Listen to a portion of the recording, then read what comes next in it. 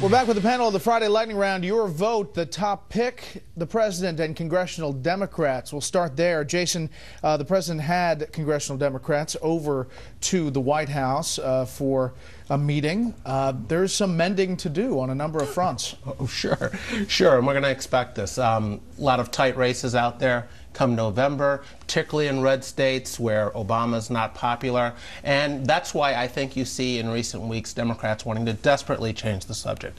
Income inequality, minimum wage, traffic cones on the George Washington Bridge, anything will do, because Obamacare has been such a disaster and the Republican opponents are really using it effectively against them in these early ads in the campaign. So, State of the Union preview to come, probably. Do you think this meeting was a Podesta touch? Could be. They've been trying all kinds of new options to get along better with the Democrats on the Hill, their own party. I think one thing that the president has essentially promised, or apparently promised, is going to do more fundraising for them over the course of this year. I think the leading indicator is the retirement of George Miller, veteran liberal Democrat. He's getting out of Congress. He's 66 years old. He would be in position to be a chairman and very powerful if they ever took the House back. He's quitting, which tells me he doesn't think they're ever going to take the House back. Charles. I think the leading indicator is Obama's numbers, which are under 40%. If you're a red state Democrat, you're going for re-election this year. Obama is toxic. If he shows up in your state, the Democratic senator usually is rearranging the shoes in his closet. He just can't make it, so he doesn't show up at the event. Obamacare itself is a disease, political disease, if you're running as a Democrat. And on the Iran issue, I think that is really sincere. It's going to be a majority of the Senate. It could be a supermajority that will override the president on that execrable Iran agreement. Keystone XL pipeline. When will this decision be made? Here is John Kerry 1 year ago and Secretary Kerry today.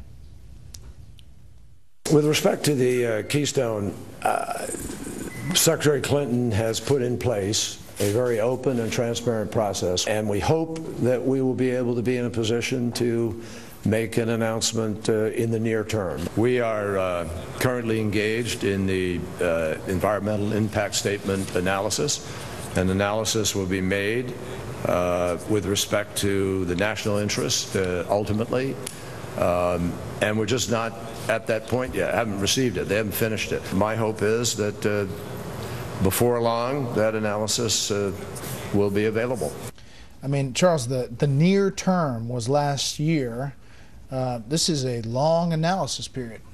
And the excuse is rubbish. We've already had at least 3 studies, all of which have shown it's not going to have a bad impact. Everyone knows this is a stall on the part of the president. And apart from the fact that the policy is ridiculous, there are no serious arguments against it. The delay is insulting our very close ally, Canada. Canada has an option. It can go west and ship all this stuff over to China, which would buy it in a minute, and we're leaving them hanging for half a decade. It's disgraceful. Sure. Canada is a very nice country, populated by very nice people, and what the foreign minister said today is about as close to an outburst of fury as you're going to ever hear from a Canadian. And meanwhile, the oil is moving by train, some of which have been blowing up. I wonder if that's covered in the environmental impact statement as well. This will get resolved maybe after the election. Jason.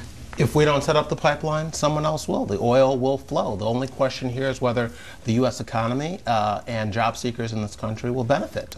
It'll either flow west to China or flow south to the Gulf. All right, a quick winners and losers. Winners first.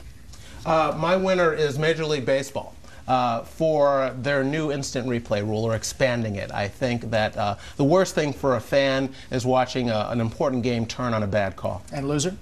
My loser is the FBI, which the Wall Street Journal reported this week is going to issue a report that finds no criminal wrongdoing in the IRS snooping of conservative groups. I think that's shameful. Chuck. My winner, somewhat out of left field but fascinating, is Terry Lynn Land, who is the candidate in Michigan on the Republican side for Senate. Dismissed as a possible winner. She's ahead in the polls, 2 polls this week, and ahead in the Real Clear Politics average. Who knows? That seat could go red in November. Loser? My loser, surprise, is Edward Snowden. On this basis, yes, he shook up the world. But if this tepid speech by President Obama is the most change he's going to get, it ain't much. Winner again for about the fifth time in a couple of months is Iran. Foreign minister said the West has surrendered, and it did in the deal. The loser of the week is the U.S. Senate and the country. Tom Coburn is going to leave office early. He's been a terrific senator. That is it for the panel. But here are tonight's Bing highlights. Democrats agreed more strongly than Republicans and independents when Charles said President Obama's NSA speech was all show and no substance. All parties disagreed, especially Republicans, when Chuck said it's important for the president to defend the NSA. In the lightning round, women agreed more than men when Jason said Democrats want to change the subject from Obamacare because it was such a disaster. Total votes tonight, 150,000.